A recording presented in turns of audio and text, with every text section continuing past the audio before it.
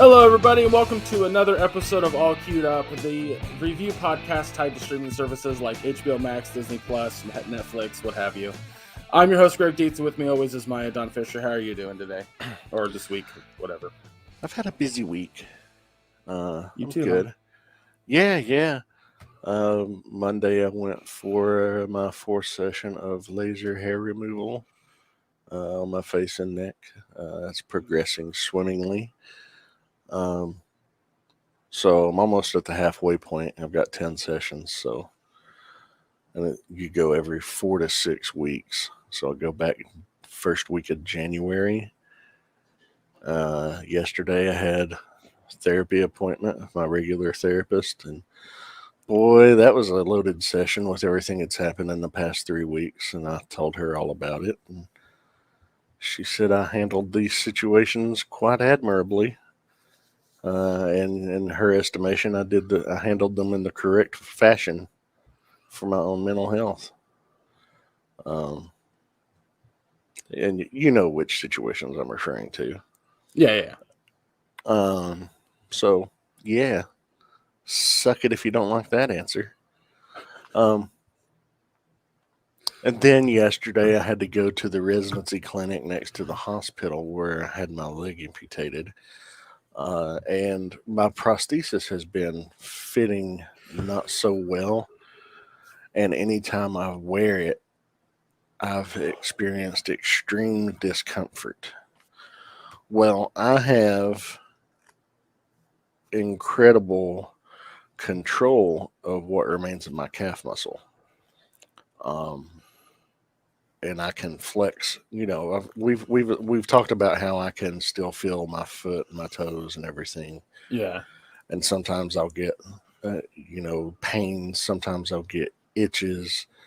It really sucks when you get an itch on a body part that's no longer there that you can't fucking scratch, but you still feel it. Oh my God, it's the worst. Or a cramp that you can't massage away. But That one's yeah. like the itch can be tolerable to an extent, but the cramp, fuck that. Yeah, it's horrible. It's horrible. But I always still feel my foot. I've never stopped feeling my foot. So as a result, I'm all the time flexing my calf and moving my foot around. Like right now, I'm just rotating my foot in a circle, back and forth. What would be a circle? I do it to keep that muscle memory there, to keep the muscle strong. And also, too, because it gives me a sense of when I put my prosthetic on, it's like sliding a shoe on my missing foot. And then my foot can make contact with the ground because I feel the vibrations and everything. So I can actually feel the ground with my foot. And, it feels normal. Like I don't have it on right now. So my foot's just trying to find the ground. It's trying to make contact. And it's like, what the fuck? Yeah. But once I put it on, yeah. But as a result, because of how large the muscle is, I have, and they suspect that there is a little bit of adhesion to my fibula. So the muscle's kind of off centered, and a big mass goes to the right side, the outside of my knee. So when I have my prosthesis on, think a flexed muscle with something hard pressed up against it all the time, continual pressure. It's gotten a very unsatisfactory level of discomfort. Yeah. And car rides are unbearable because I have to, where I'm so tall, we have a CRV. So when I sit in the CRV, I can't fully extend my leg because of the dashboard. It doesn't allow for it because I have a large foot. But I have to put my leg at an angle, put the foot over towards the left foot and angle it, inwards. Because of that, riding in a car causes intense pain. We were coming back from Johnson City, which is a 2-hour drive. On the way over, by the time I got there, I was in agony. On the way back, I made it about 10 minutes into the drive home. I had to take my prosthetic off and ride the rest of the way home without it on, and put it on when we got home to get out of the car just to walk into the house. So yesterday I had to go. They had to make some adjustments to it because it had decreased in height, because over time it slips and it has to be periodically readjusted. So they readjusted the height, made sure I was walking okay, because where it's too small, my right leg was naturally becoming shorter than my left leg. And when I would walk, I would have to overcompensate with my left leg, putting more strain on my left hip, also torquing my lower right back. So my lower right back has been killing me for weeks now. This simple, like, it doesn't even have to be that significant. This was like a half an inch in height. They adjusted it. Oh, so much better. But they put me through a series of evaluations yesterday, a series of balance tests, skill tests, things like that, things I can do to see what I'm hindered from. And I'm like, as long as it doesn't involve running or anything athletic, I'm just not. I'm never going to run a marathon. It's just not going to happen. Right. But that was the case before. But yeah, they took a new casting of my leg and fitted me for what they call the definitive socket, which is one of those sleek carbon fiber shells that you see people with that have prosthesis. So I go back in 2 weeks, and hopefully the parts will be in by then. But yeah, I'm going to have several visits dealing with that over the next few weeks, right before Christmas and after the new year. But I'm excited because they're giving me a new foot as well with the new definitive socket, and the foot's adjustable, that I can make adjustments to it myself when I want to, say, change shoes, and say go from wearing a pair of flat soled tennis shoes to, say, wear a pair of boots that has a little bit of a heel. I can adjust for that. So yeah, I'm excited about that. No, that's good. And I know I just spent like 6 or 7 minutes just talking about all that. How about you, Greg? How have you been doing this past week? I'm doing good. It's just been like, between trying to get time in to play new games and then, working and dealing with stuff with my folks. Like, it's just, constantly something to do, constantly something to keep me busy, which is not bad, but, things happen. I'm going to be starting, actually today I'll be starting Instacart. So that's exciting. We'll see how that goes. Cool. But I wanted to get this out of the way quickly. You all should know, listeners, where, Maya and I's politics stand. We've been very clear on that in the past. So I'd just like to point out very quickly, fuck people like the Crumblies. May they rot in prison. Straight up. Their kid and the parents.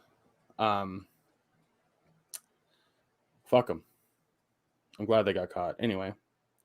Yeah. Pisses me the fuck off. Like, the more I hear about that story, I'm like, oh. And vicariously, or not even vicariously, in relation to that, it just angers me about the whole Rittenhouse situation that much more. Yeah. It's, country's broken. Anyway, so I wanted to tell you a story that I read the other day that I thought was actually kind of interesting. I found it fascinating. So you know who Chad Kroeger is, right? Lead singer of Nickelback. Oh, I'm aware. So I found out that, like, for the past 25 years or so, he's been going around the country to every single state and performing in this nativity scene. Yeah, he's been. I've heard this. You've heard where the story goes? I know where the story goes. Do you? He's never made it as a wise man. Son of a bitch. I was real excited. I pulled that one on Andy last night, and he was like, "You fucking dick." Damn it. I was so happy. I was so excited to tell you that too. Son of a bitch. All right. Well, how long has that joke been out? Like, because that's the first time I heard it yesterday. Oh, really? Yeah. I saw it in a meme once, and I don't remember where or when, but I did see it resurface recently. So as soon as you said he's going around the country performing in nativity scenes, I was like, "Oh, I know where this is going." You gotta ruin it for me. I was so excited. That's what I do. All right. Well, I mean, I'm literally the worst. so I have two more things on my list here that I do want to get out because it was like fuck the Crumblies, the Chad Kroger joke. So I don't know if anyone knows about it, but we've reviewed every season, or I guess it's 2 seasons, but we've reviewed The Boys on this podcast. And I might have mentioned it in the past, but on the 7th of every month, they do a short, like 6 to 7 minute video on their official, like, I think it's like Vought Enterprises YouTube channel. But it's called 7 on 7. And it's basically like if Fox News existed in the Universe of the Boys. Yeah. And it's so fucking good. Like, and it's going to keep you updated on like what's going on in the world and that universe, and kind of remind you of what's going on before season 3 starts. Oh, cool. So, yeah, I highly recommend checking out 7. Like, just if you type in just 7 on 7, it'll take you to the web channel, the YouTube channel. But you like, hope. I mean, it should. Like, it might take you to other. It might take you to other corners. Why would it do that? Literally, the show is called 7 on 7. 7. I'm sure there's a porn out there called 7 on 7. I said type it into YouTube. Oh, not Google. No, not Google. Well, that's different. That is different. Well,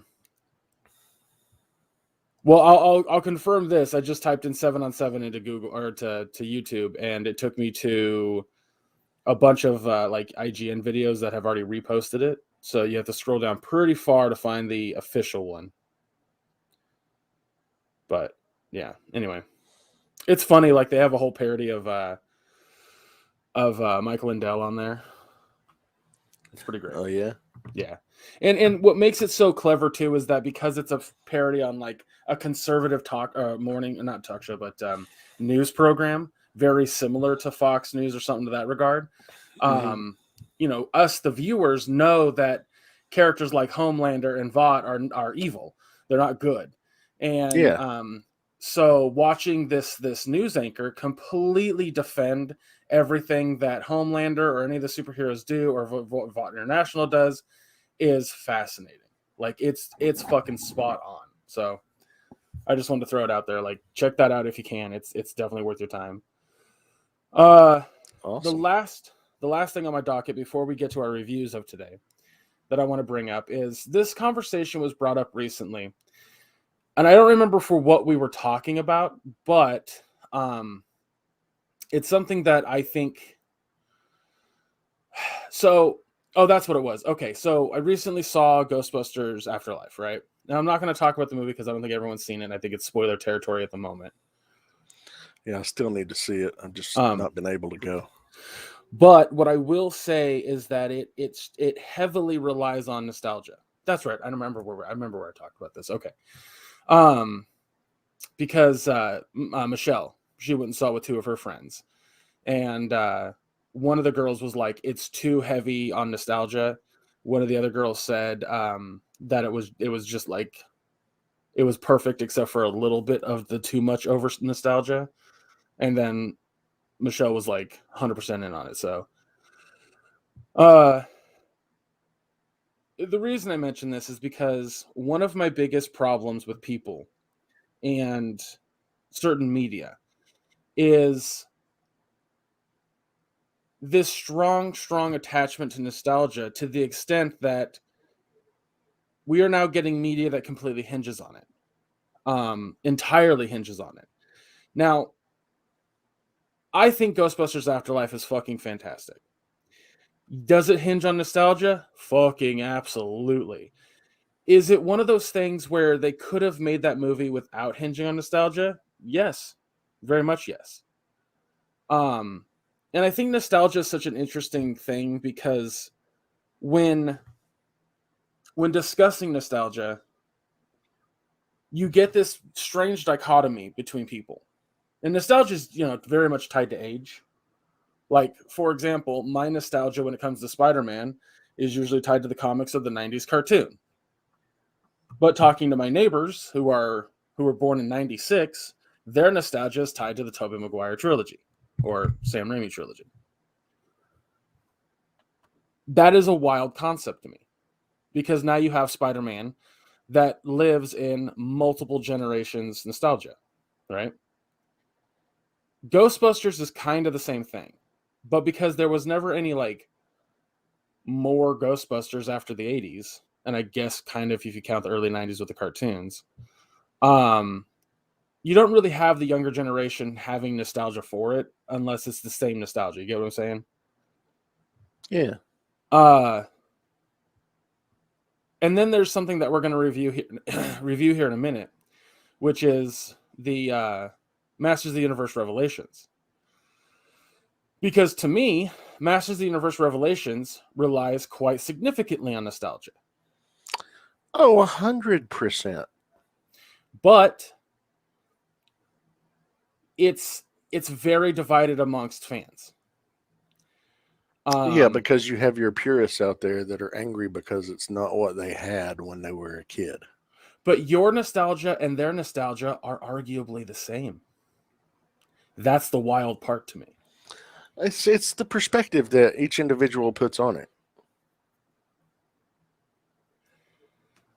I suppose, but in that same light, it's that's my point. That's entirely my point. Is that nostalgia is such a fucking fickle thing. And the reason that I mentioned this, the reason I'm bringing it up entirely is, and I've said this before on the podcast, if you've ever used the phrase, it ruined my childhood, or it ruined the original, or something to that effect, you weren't ever really, you weren't really ever a fan. Like, I hate using that phrase, like, oh, true fan, blah, blah, but it's accurate. You are entirely hinging your memory on this thing that you love based on how you liked it back then. And I guarantee you, 9 times out of 10, that thing you loved is garbage now. Straight up. Absolutely. You know how hard it is to go back and watch a lot of the things I loved as a kid that I still have love for? Old He-Man is rough as fuck to watch. Oh, God, it's awful. It's flat out awful. It was awful then. I mean, but it was made to sell toys. Like that. I didn't care much for the He-Man cartoon when I was a kid. Loved the fucking toys. But that's all Hasbro cared about. It's Hasbro, right? Mattel. Mm-hmm. But yeah, it was just an interesting like conversation to talk about, because it was a bunch of people the same age talking about whether this new Ghostbusters movie was too nostalgic or not. And I totally get that conversation. I totally understand it. Too many times, Maya, have I seen people get into heated arguments because their nostalgia reigns supreme. Their vision of something is so fucking concrete and strong that they will not yield to that thought. Like, I mean, we could talk about like Last Jedi, for example. I saw debates about that again online. Because some girl was making a complaint that the First Order had snow trooper outfits on the sand planet of Crate. And I'm like, so? They're all-weather environmental suits, and they have, filters in their helmets. It was because of the filters is why they did it. There's a book that came out in like 96 or some shit like that talks about the snow troopers helmets or outfits, and it's 100% for just harsh weather. Yeah. And if you look at that fucking planet that they were on, Crate, I mean, the surface is coated in, what is that? It looks like crystal, some type of fine crystals. If the wind kicks up, that shit's going to cut you to shreds. Well, regardless of her trash opinion and trying to dissect and dismantle that movie, even though it's borderline perfect. I mean, it's not perfect. There's problems, but the problems that people complain about aren't it. Like, for example, the conversation around Luke. You know, people bitching and complaining about his character. It's great. It's fucking great. Like, people go, oh, well, Rian Johnson didn't fulfill the promises of what J.J. Abrams had set up for Luke at the end of Force Awakens. And somebody else was like, what the fuck did you think was going to happen? That Luke was just going to have exiled himself for some odd amount of years and then suddenly go like, all right, I'm back in the game. Like, like JJ set that up and Ryan just knocked it out of the fucking park. That's it. And then every fucking fan, like, well, the loud majority, immediately was just like, now my Luke is a superhero because of my nostalgia. And then fucking, you know, Catherine Kennedy and J.J. Abrams folded. That's what happened. You can't convince me otherwise. Colin Trevorrow made an entire fucking Star Wars movie based off of what... I'm getting on a fucking Star Wars rant, and that's not the point of this conversation. The point of this conversation is that you cannot allow your nostalgia to dictate how good something is or isn't. Full on, full stop. Can nostalgia be an enhancement? Yes. Just like if I cook a good steak, whether I marinate it before or not, it's all about the process of me cooking it. That's going to make it good. That's it. Not the last time how you had it. If you had a steak, let's say you have a fucking porterhouse and you loved it, right? This is not the best analogy, but fucking follow me here. So you have a porterhouse and you fucking love it. And a week later you go, I want another one of those. That was great. But I can't go back to the same place because they're closed or whatever. So you go, okay, I'm going to go to this new place. I'm going to order a porterhouse. They marinate their porterhouse in like their own brine that has Worcestershire and maybe some soy sauce or something in it. So it has a slightly different flavor, but it's still really good. But you immediately go, I hated that second steak because it wasn't like the first steak. That's what you're doing. That's 100% what the fuck you're doing. So, what if they're vegetarian? I don't know the vegetarian equivalent of a good porterhouse steak, but I'm sure it's there somewhere. A good piece of tofu? I don't. Okay, now you're just making shit up. What, tofu? Tofu's real. It's a real thing. No, a good piece of tofu. I'll tell you this much: my dad and I get food at this vegan like Chinese restaurant here in town, and they actually like make really good deep fried tofu dishes. Yeah, it's the only way you can make it good is to deep fry it. Let's throw batter on this shit and throw it in fucking 400 degrees worth of oil. Dude, fucking like tofu takes on the flavor of whatever you cook it with, and I don't know how people make tofu that just tastes like fucking air. Like I don't understand that. It's fucking bizarre to me. But no, it's just I mean back to the it's fucking annoying. Like hearing people sit there and say like they're I don't know, dude. Like I'm just it's fucking obnoxious. Like I'm tired of people holding on to these memories from in their youth so strongly. Like, yes, we all have trauma. We all have lived through some of the hardest fucking times in American history. And we latch onto the things that made us happy in our youth. Yes, it's a psychological reaction, 100%. However, you're an adult and you should be smart enough to separate the two and be like, yes, I love this thing from my youth, but this thing over here also it can be good. I mean, this happened recently with Cowboy Bebop. Mm-hmm. And it fucking drove me up a goddamn wall. I'm like, man, I could critique this thing without bringing in my nostalgia. Why the fuck can't you do the same? And then people get mad at me and they're just like, how dare you like question my like or dislike with them, I'm gonna fucking question it. I'm gonna question it because you're making the dumbest goddamn excuses and arguments. It's wild, just fucking wild to me that people do this, and it's frustrating. It frustrates me to no end because I want to sit there and be like, yeah, this new thing based off of an old thing is good, and then you got people going, nah, because it didn't fit this exact parameters of my fucking nostalgia. And I'm just like, well, your fucking nostalgia sucks. Your childhood sucks. Like, I don't know what else to say to that. It's annoying, man. Like, it's fucking annoying. I'm just I've used this. I've told this on the podcast a few times, but one of the bigger things that I always point out, the thing that I always bring up whenever this conversation gets brought back up, is Total Recall. Yeah. Like, everybody loves the 80s movie. Everybody knows it. Everybody quotes it. It's a classic.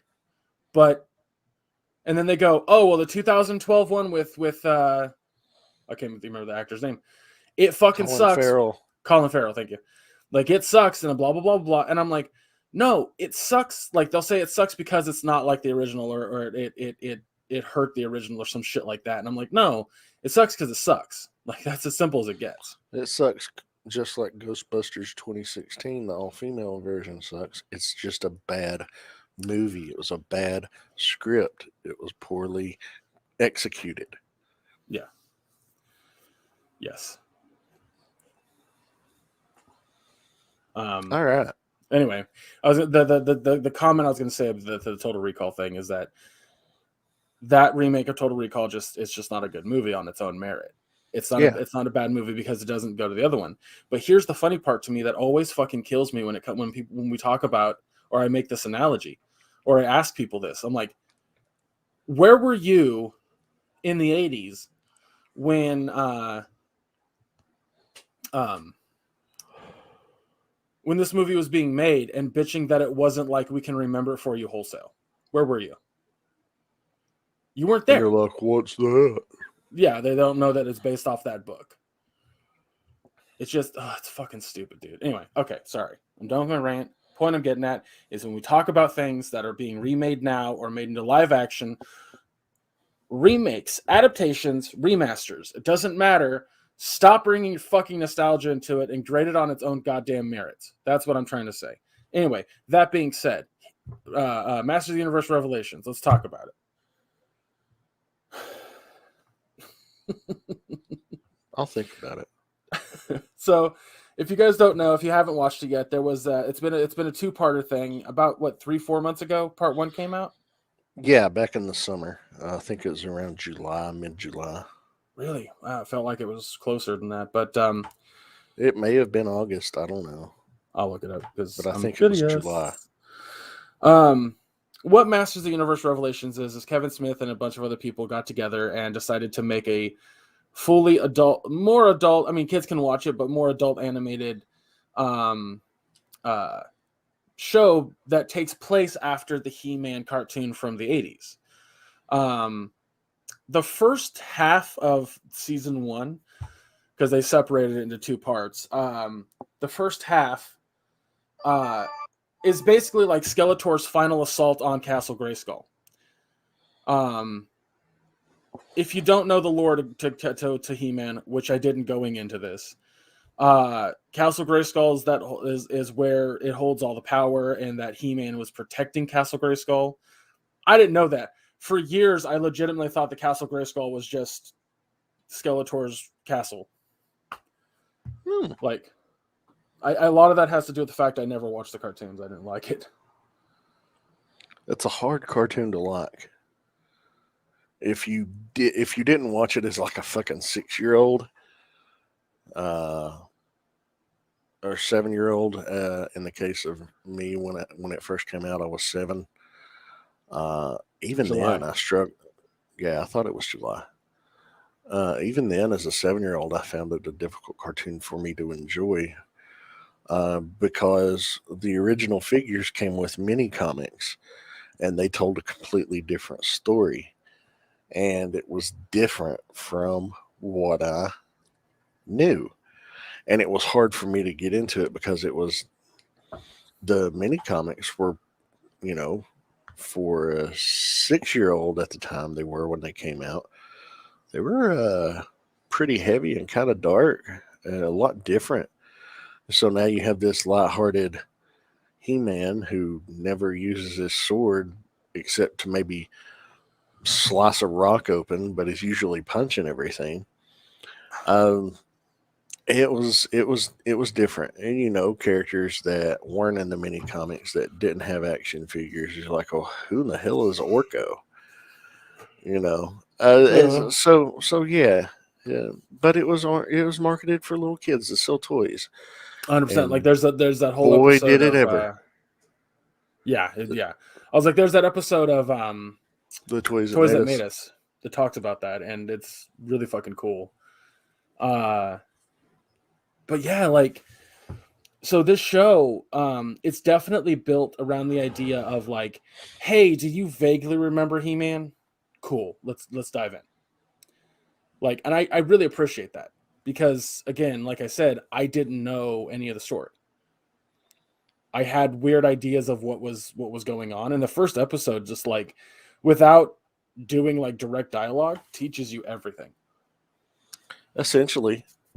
Like, it's I like mean, Eternia runs on fucking magic, and the source of that magic is in Castle Grayskull, which is what He-Man was protecting, and Skeletor wants it. That's all you need to know going into this. yeah. And it does that like in the first fucking 10 minutes. It's awesome. But yeah, the first episode has like a very shocking ending to it. He-Man and well, I guess Prince Adam technically, and Skeletor basically like Kill each other. Yeah, they kill each other by destroying the magic in Eternia, or the source of the magic, I should say. And then it picks up like, what, 5 years after that ordeal, after that fight? I don't remember exactly how many years, but I think it was 5. It could have been less. Yeah. But I don't think it was more than 5, but I'm not 100% sure. Yeah, it wasn't super long, but it was long enough to be like, oh, Eternia is now a different place. Like, it's become a different place because there's no magic left in Eternia. And what makes this so fucking cool is it then follows Teela exclusively. If you don't know who Teela is, she was she fought next to He-Man in the old cartoon. She's fighting next to He-Man in the beginning of this cartoon. And but yeah, it's her journey to basically figure out how to restore magic to Eternia. And we're going to spoil it a little bit, at least the first half, because it's been out for 6 months and it's on Netflix. It's very easily watchable. But and you're talking about 5 25-minute episodes. Yeah, super digestible. Even now with part 2 being out, like, it's just 10 20-minute episodes. It's not a hard watch. So like her journey through Eternia, most of it is very it's very much like teaching you certain things, teaching the audience certain things about the rules of Eternia and how magic was supposed to have worked, and that kind of attitude, which is fucking great. And to make matters more interesting when it comes to that entire aspect, is that it was also following Evil Lyn a little bit, and there's a reason behind that. So one of the big things about the world is that there's like a cult of technology that exists. I'm going to call it a cult. And it's a cult. It's 100% a cult.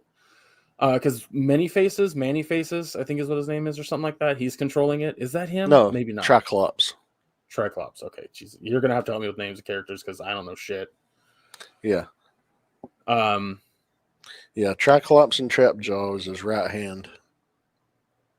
Yeah, Yeah, I didn't think that entire story plot was just going to come back. I thought it was just showing that without magic, technology was starting to become a bigger thing. That's the whole point I thought of showing that until like season 2 or part 2, and I was like, oh, okay. But yeah, eventually Tila like goes to. There's a whole part where Orko like sacrifices himself against the Scareglow in the underworld, yeah. Subternia. So I fucking love that, by the way. Preternia and Subternia are heaven and hell. Yeah. But yeah, Orko sacrifices himself. They then get to Preternia, and Adam's there. He's just hanging out in Preternia, and He's the only champion of Grayskull who chose his original form instead of his champion form in the afterlife. It's like yeah. you have all these previous He-Man figures. You know, there was the one in the brown Wondar. Yeah, that was the Wonder Bread He-Man. You'll have to Google it. It's a whole thing. But you know, Hero, King Grayskull himself.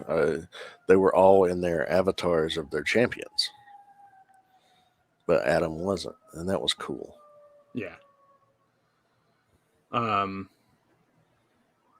Yeah, it was like, I know that a lot of He-Man fans were like, "Oh my god, this is rad," but for me, I'm like, yeah.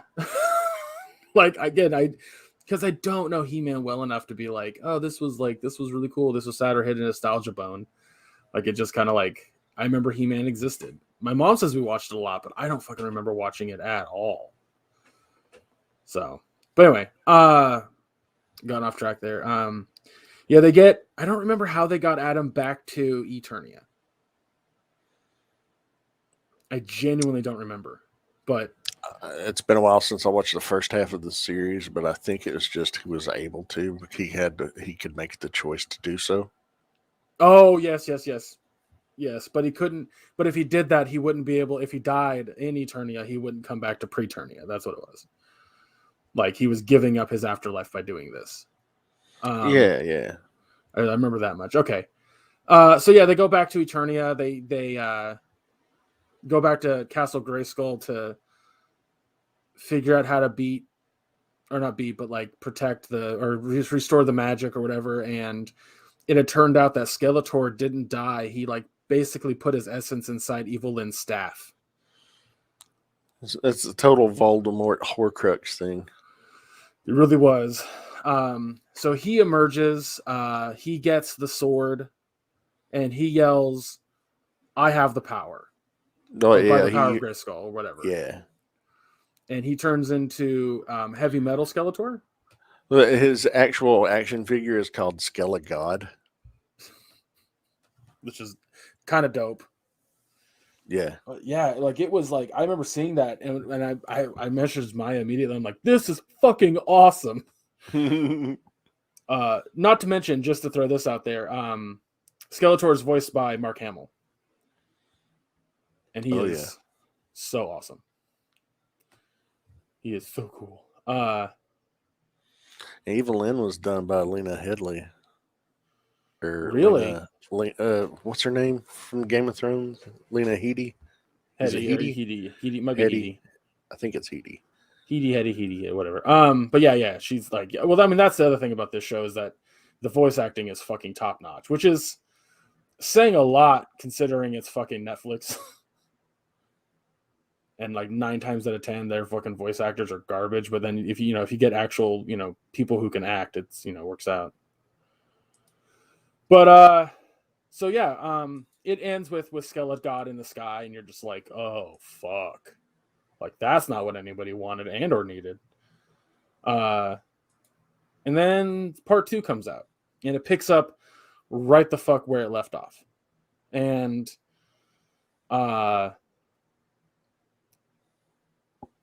do you want to talk about part 2? Because I'm drawing a blank on how it starts. It starts out, you see the sorceress actually leaving Duncan, aka Man at Arms, and baby Tila, and becoming the sorceress, going through the pool of transformation, That's right. which is something that was alluded to um, in the original series and in the 2000 series. That was, if you've not seen the 2000 series, holy fucking shit. You talk about great. But it basically confirmed that Tila is the daughter of the sorceress, long suspected, but never confirmed until now. Okay. I didn't know that wasn't established lore, so they just made it a thing. Yeah, it wasn't definitive, just implied. But Uh, yeah, because like this show kind of goes in very interesting places when it comes to what's happening with the story. One of the cool things in this season to me was that like Prince Adam at one point goes like, "I've always wanted to try something, but I never knew if it could work." yeah, because Because the Skeletor sword, has the power sword, yeah, and he and says because he says the sword is the conduit, but I was always wondering if I could channel the power. yeah, he said his exact words were, "The sword is just the conduit, but I was always the spark." Yeah. He's like, So let's see what happens when I call down the power without the sword. I mean, he basically turns into the fucking Hulk. Like, Yep. it was awesome. It was fucking so goddamn cool. I mean, it was cool until they, went to, is it Randor? Randor? The fuck is the king's name? Randor. Yeah. Randor. Okay. But yeah, King Randor was like, I was a bad father. Sorry. But in a much more sentimental way. Uh, but yeah, like that scene was nice. It was good. I'd say honestly, the more fascinating story in this part two was Evil Lynn's story. Oh, absolutely. Loved it. Yeah, her entire background with being like a nobody, a street rat, if you will, and then being found by Skeletor and finding a place, but always knowing that he was abusive. And It was a very Harley Quinn Joker relationship in that regard. yes. So I really appreciated that. That was nice. But she, at a certain point, she is able to I guess Beastman. Is it Beastman? Is that his name? Mm-hmm. Yeah, Beastman convinces Evil Lynn that she is better than Skeletor. And she's like, so here's the thing. I want your dick, but if you're a god, it's gonna kill me. So why don't you power down? Yeah. And so he does, and she steals the fucking sword, calls down the power, and becomes a fucking lesbian god. Like she looked fucking awesome. Yeah. I don't even know what her action figure would be called, but god damn. Dark Lynn. Darkland. Well, that's the funny part is like this show makes it very fucking clear that having god powers kind of makes you a little bit of a dick. Unless you're, He-Man. Yeah. And that's the thing they focus on and they talk about is like, yeah, I've harnessed this power, but I always give it back and I share it. That's what I do. Yeah. Um, There was but a I thought like it was very interesting how Skeletor would go into the starfield and then just gaze yeah. upon the universe, and how when he's showing Evil Lynn, he's like, let me show you what there is out there, the vast nothingness that there is, which causes her to fucking lose her shit because she's like, there was never any meaning to anything. It's all chaos. Yeah. Um yeah, didn't she like just delete fucking Preternia? Yeah. Yeah. I was like, Jesus, dude. Just It's true. wiped out and killed everybody in heaven and then summoned everybody from hell. Yeah, well, by doing so, she also summoned fucking Orko the White. Yeah, that was awesome. Yeah, dude, I was like, oh, Orko. Like, I think I immediately like text Andy. I was like, because him and I were watching it roughly the same time, and I was just like, you didn't tell me Orko the White comes back. He starts laughing. Oh my god, it was so dope. It was so fucking cool. We also did. Maybe you mentioned it, and I just wasn't paying attention. But Tila basically gets the powers of the sorceress, doesn't she? Yeah, she transcends and becomes the new sorceress. Yes. Yeah, which was because her mother, the original sorceress, well, the sorceress for this era, is killed by Skeletor in the first episode of this season.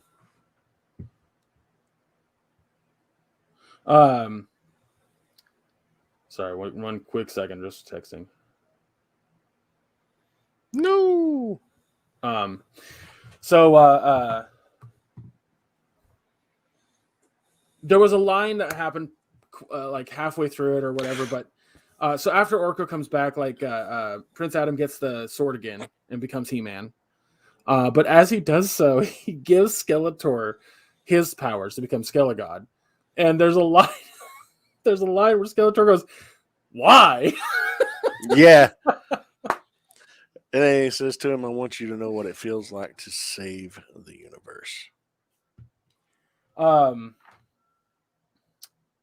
Yeah, it was dude, it was so fucking funny. But yeah, why?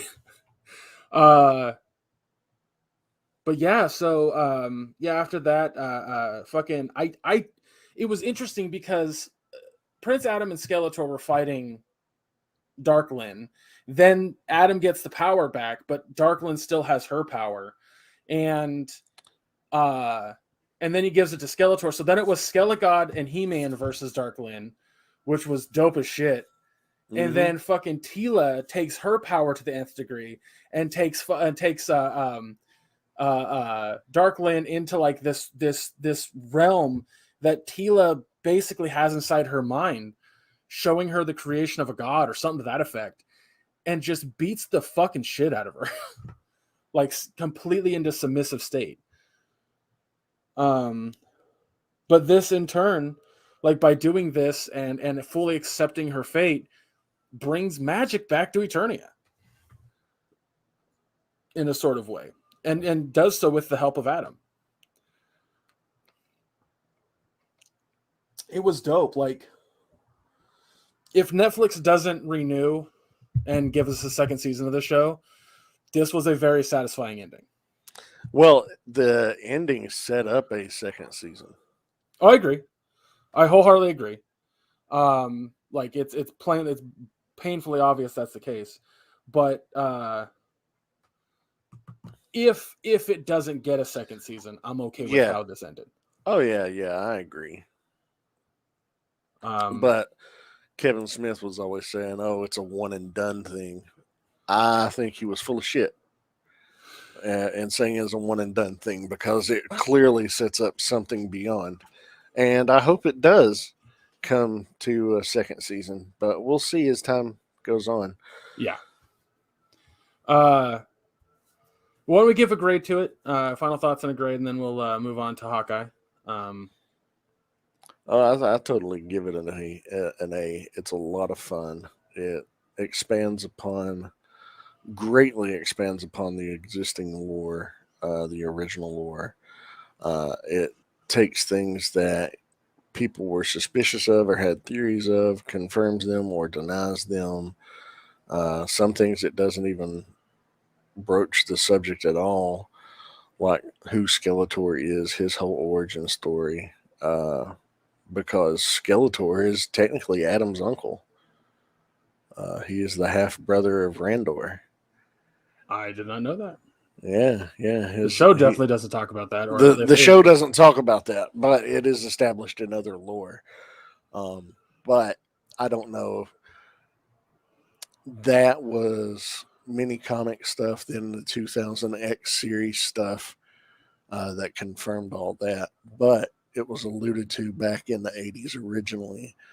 But yeah, I mean, that's something they didn't touch on, but they did confirm Tila's the daughter of the sorceress, and she is the new sorceress, and that's awesome. As for nostalgia, I don't have a lot of nostalgia for the original show, and a lot of people do. I had a nostalgia for the toys and the mini comics. Certainly not the live action movie. Oh my God, what a piece of shit. Well, that depends on what you're looking for, because I think that movie is about as fun as like the Mario Brothers movie or Mortal Kombat or something. Like it's so cheesy and bad that it becomes entertaining. Yeah, I get what you're saying. But yeah. This show rivals. I won't say it surpasses the 2000X series that originally aired back in 2002, 3. Started in there, late 2002, early 2003. That series is phenomenal. This is really, really fucking good. But there's a lot less content there. But the direction that they're going and the story that they're telling, and if they do further to continue to tell it, I will be ecstatic. But as for what we do have, I'd give it a solid fucking A. I'm gonna go A+. I thoroughly enjoyed this. Coming from somebody who barely watched the original show, who didn't know the lore, like this show does an excellent job at keeping your attention. Like Netflix has a really good track record with coming out with a really solid animated show based off of an existing property that like just fucking rocks. Voltron, Castlevania, now Masters of the Universe, like they do well in those regards. Same animation studio that did Castlevania did Masters of the Universe Revelations. Not surprised. The fucking quality is there. Like that's excellent news. Didn't know that, but the quality is there. So yeah, I mean, mirror everything that you said. I think I really hope for a second season. I hope in 6 months' time we suddenly get like part 1 of season 2. But yeah, if you haven't watched this yet, it's 10 short episodes, and it fucking tells a goddamn great story. Shit, I look at this like if you watch this in a straight run through, it's like 3 parts. It's like 3 movies back to back. But anyway, so let's talk about Hawkeye. We've talked about the first 3 episodes last week. So today we're only talking about episode 4. This episode, how does it begin? I forgot how it began. They're in Kate's mom's penthouse. That's right. Yes. Okay. Yeah, because Jack had pulled the Ronin sword out at the end of the last episode, saying, "Who are you and how did you get in here?" I keep wanting to calling him by his comic book character name, which is the swordsman. For anyone that doesn't know, he was an anti-hero kind of character, but at first he started off as a villain to the Avengers.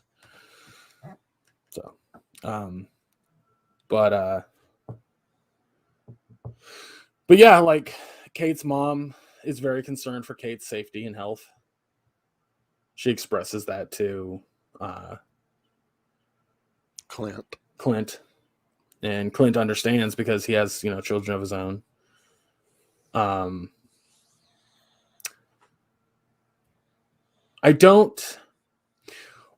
of the parts of this show this episode that I really loved was the bonding between Kate and Clint in the apartment.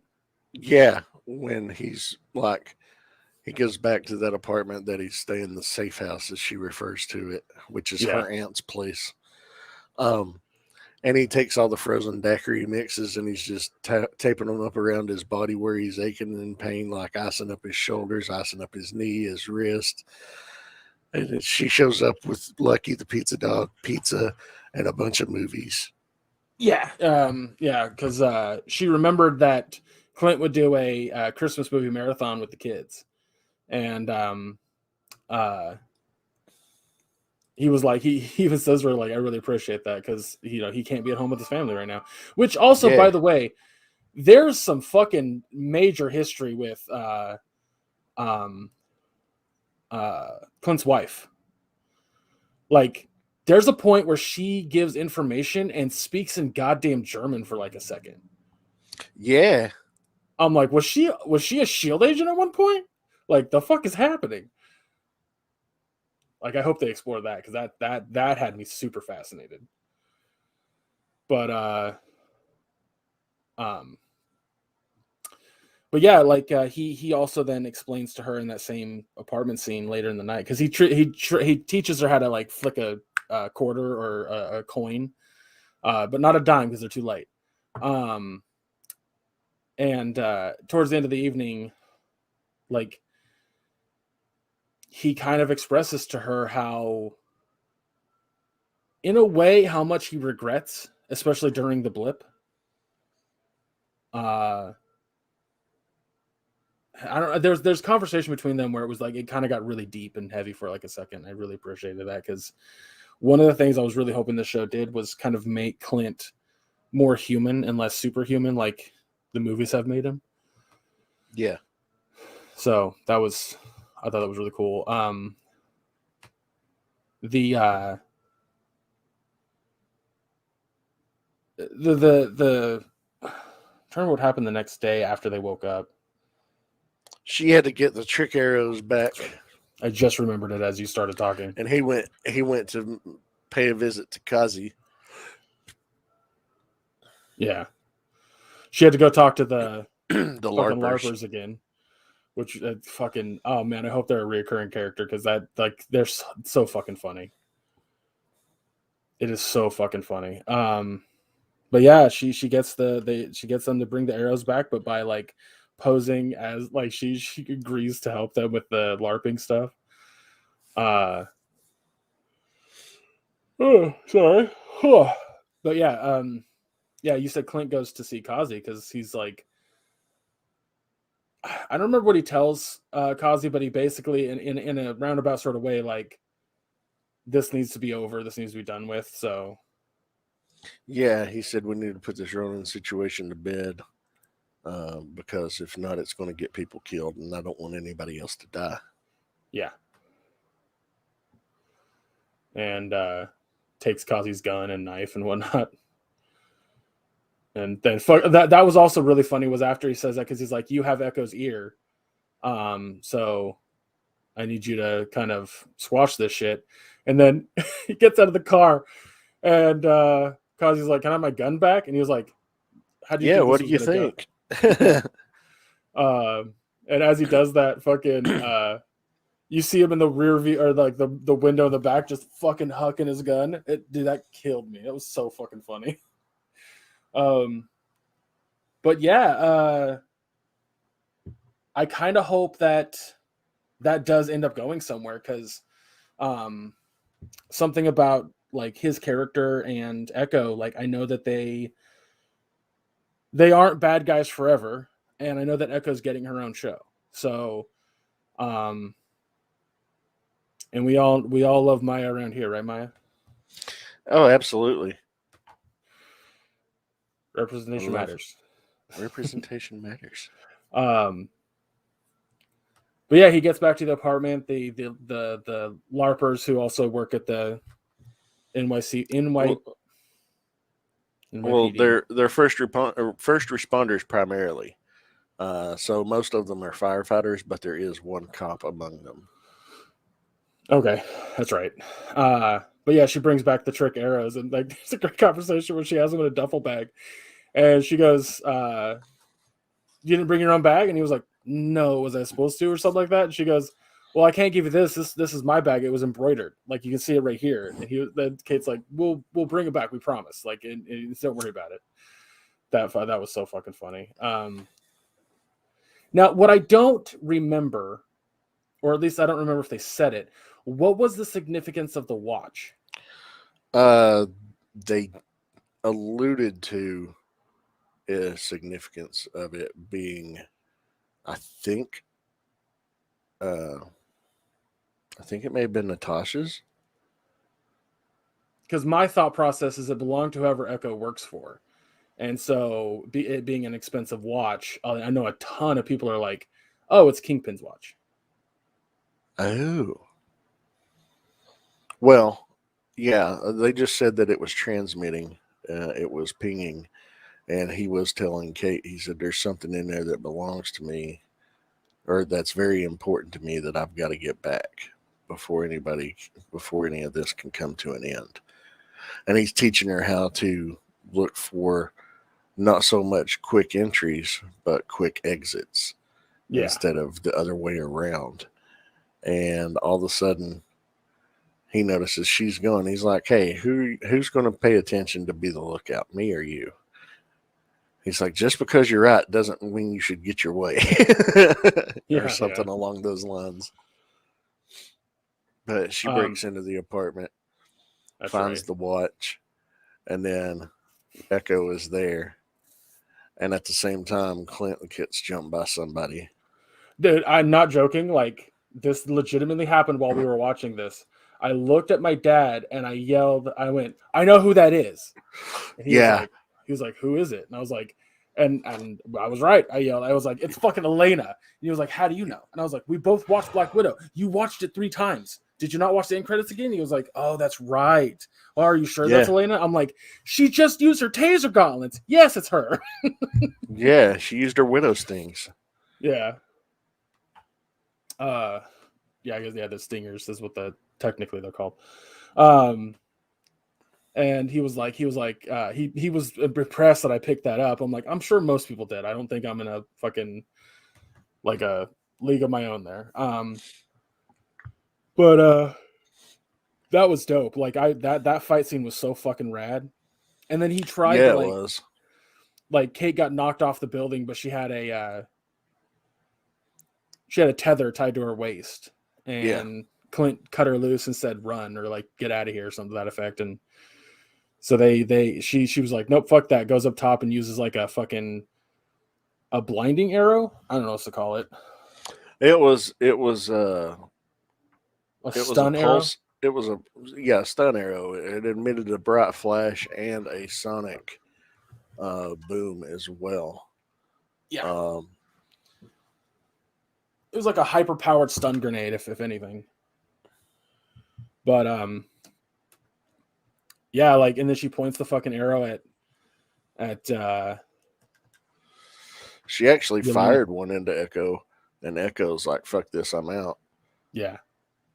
And then she points one at Yelena, and then Lena just shakes her head no, and then she puts the bow down, and then fucking pieces out. So, damn, like, I'm glad that's come back around. I'm genuinely hoping that either next episode or the finale introduces Kingpin. It won't be next episode, because if it does that, it'll steal some of the thunder from Spider-Man No Way Home. Fair enough. If and this is a big if, Kingpin shows up, it won't be until the finale. Yeah. You're right. You're absolutely right. Like, yeah, because there's a lot of hinting towards stuff. Like Kevin Feige just casually dropping that Charlie Cox will play Daredevil whenever he appears in the MCU. And we're like, was that leak real then that we saw? I mean, well, and that's the thing is if Charlie Cox does, or like, yeah, if he does appear in Spider-Man No Way Home, he's not going to appear as the Daredevil. He's going to appear as as Matt Murdock, helping Pete with his legal stuff because of what's the legal ramifications of being exposed in that regard.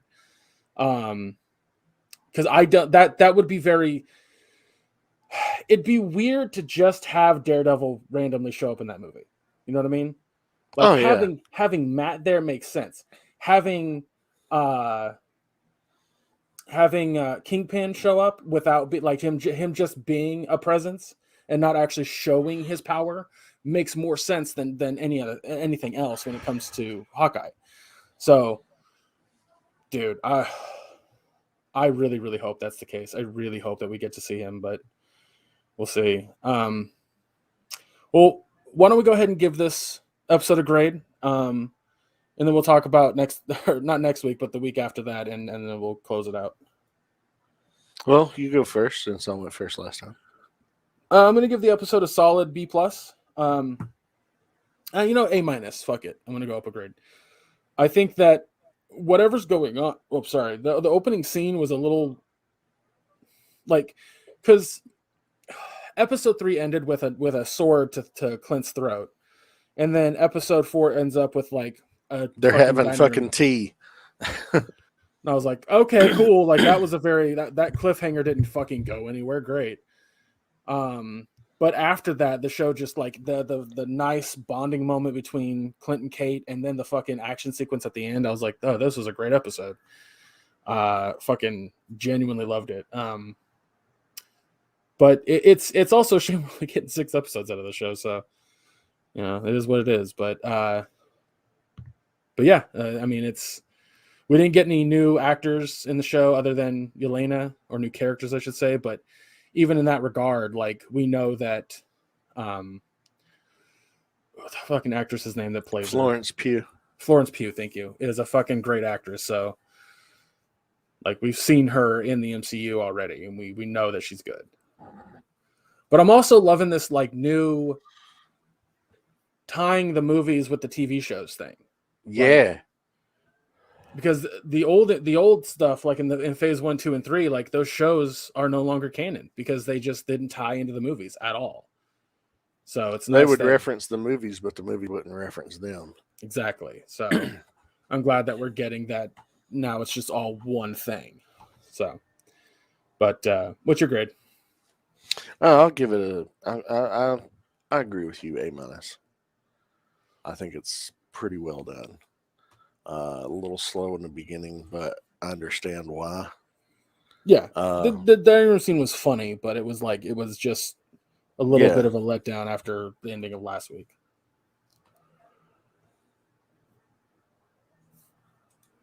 But well, all right. So that's that. All right, folks. We're gonna call it there. Next week is gonna be interesting because we're only gonna be talking about episode 5 of Hawkeye. We're not adding anything else to the list because the following week is going to be jam fucking packed on this show. We're going to be talking about the finale of Hawkeye, Witcher season 2, Spider-Man No Way Home, and something else. What was it? South Park Post-COVID Part 2. Thank you. Yes, I need to write that down just so I do not forget it. So it's let's see. SP No Way Home. Witcher S2. South Park COVID P2. And I've lost the last one. Oh, Hawkeye finale. Hawkeye finale. So yeah, it's going to be a packed show the following week. So next week, just Hawkeye, penultimate episode to the season. And I might bring a game to the table. We'll see. I have no idea. Thinking of a few that I could try to make, but we'll get there. Maybe we can do another one of your headline one. It's been a while since we've done that. But yeah, that's it. That's all. Make sure you guys follow us on all the socials, which are listed down below. That's where if we add anything or do anything different, that's where you'll be able to find us. Also, you can interact with us by if you go to the Teespring store and buy a shirt or something that's on there, you can kind of tag us in a post and we'll definitely throw you a like and a follow. And if you want us to share it on our page, we can totally do that too. Boy, I nailed 2 things in one right there. I don't know if you caught that, Maya. Also, go check out the YouTube channel. That's where we have our live version of the show. Or not live, but the video version of the show. And I need to start reviewing and uploading clips of things that I watch by myself, but that's when I'm less busy. But that's it. That's all I have on my notes. Maya, where can folks find you? You can find me on Facebook under my name. It's a public profile. So follow me on there if you choose. And if you want to follow me on Twitter and Instagram, they're linked to my public Facebook. And you can follow from there.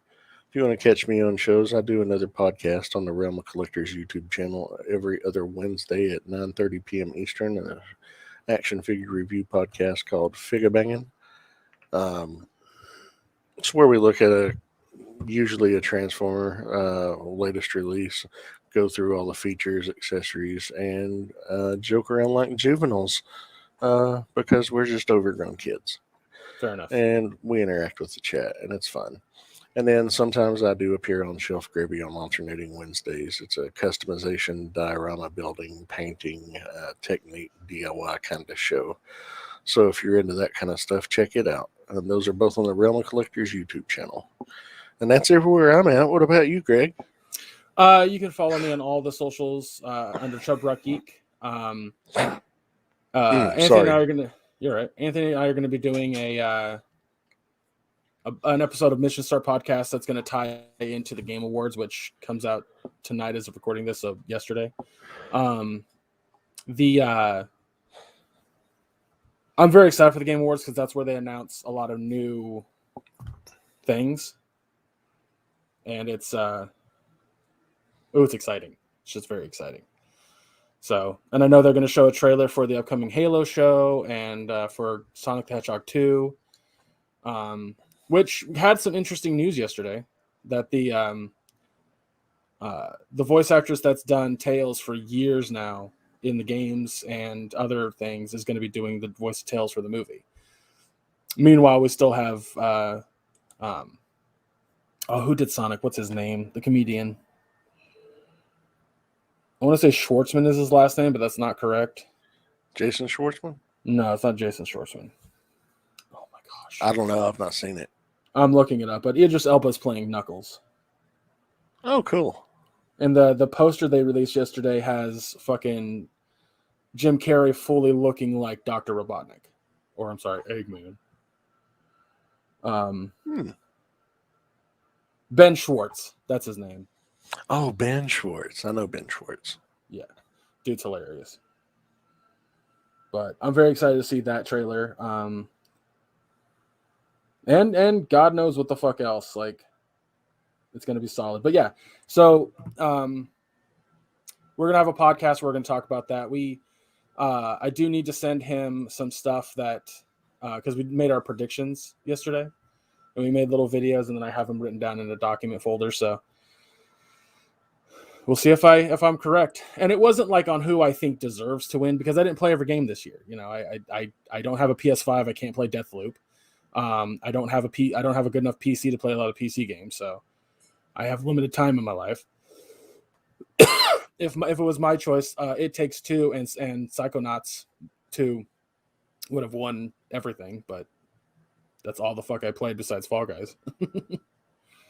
But yeah, again, Hawkeye episode 5, probably a game or something, maybe some trivia. Who the fuck knows? We'll get there. We'll see what happens. But join us next week. And what